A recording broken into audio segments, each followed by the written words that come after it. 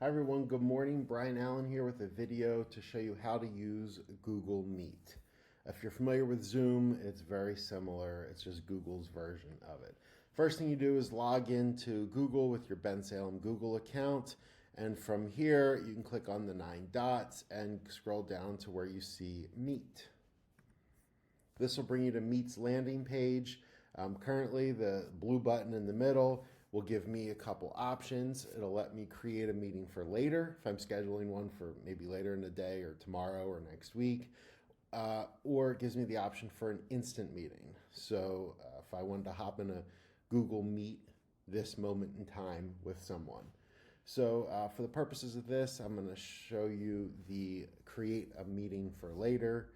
So it's going to be for tomorrow, say for a snow day or whatnot. If I click create meeting for later, bam, that's it. I don't have to put in dates, times. It just automatically gives me the join information. If I click on the copy button, it'll copy all this information, the dial and the PIN number and whatnot. If this was for office hours during the snow day, I would just probably want the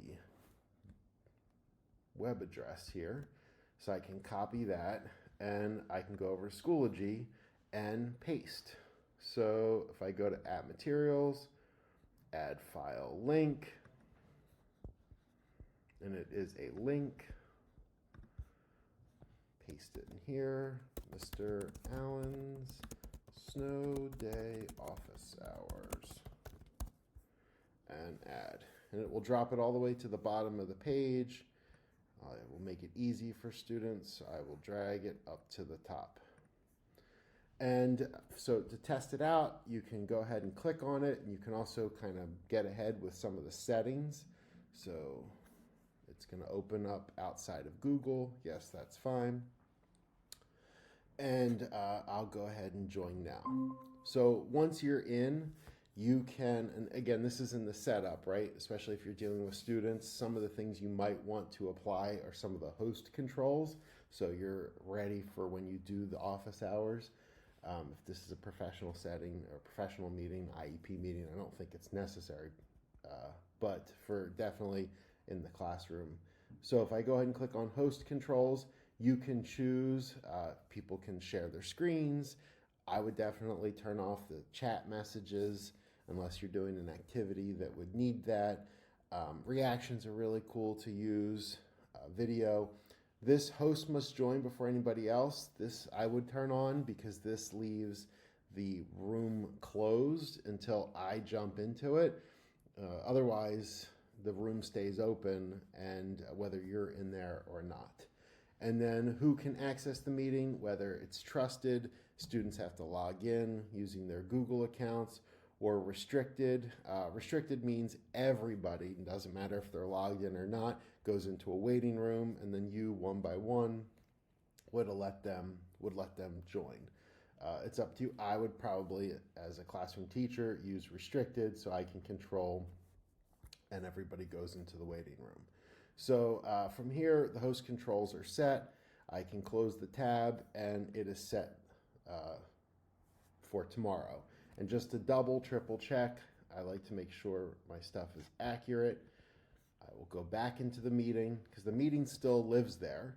And I will confirm my host controls. Yep, the chat features off. And host must join before anybody else is on. And restricted, everybody goes into the waiting room.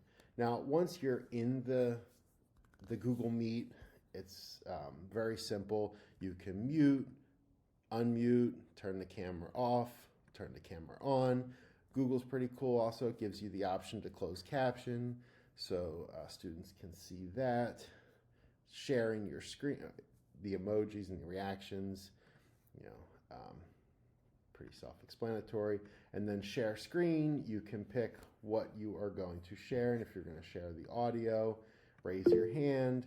If you'd like to change the background, once you're in there, if you click the 9 dots and then apply visual effects, you can pick to something more professional. If you were, saying, a parent meeting, you wanted to have something a little more professional. that's in there as well. So there are a couple other options. You can click around and you can explore. When you're done, you can click leave call. Now, if you click end the call for everyone, it ends the call from everyone. If any remaining people that stayed in, it will end it. So this way, no one's left in there unattended. And again, that lives on. That link, you can click on it a third time, telling me it's going to be redirected outside of Schoology. There we go. Same thing. Host controls remain the same. So that is to set up, and you were going to post it in your Schoology for a later instant meeting. Self-explanatory. It literally jumps you into an instant meeting, and you can copy and paste the information. What this also has that's pretty cool is add others. If I was going to say jump into a meeting with Brian Butler, I can click add others, and he comes up as a suggestion, or I could type his name in there, or Brian Cohen or Brian Fitzpatrick, and then send email. And because we're in the same organization, it'll send them an email saying Brian Allen's waiting for you in the Google Meet. That is Google Meet within Bensalem in a nutshell.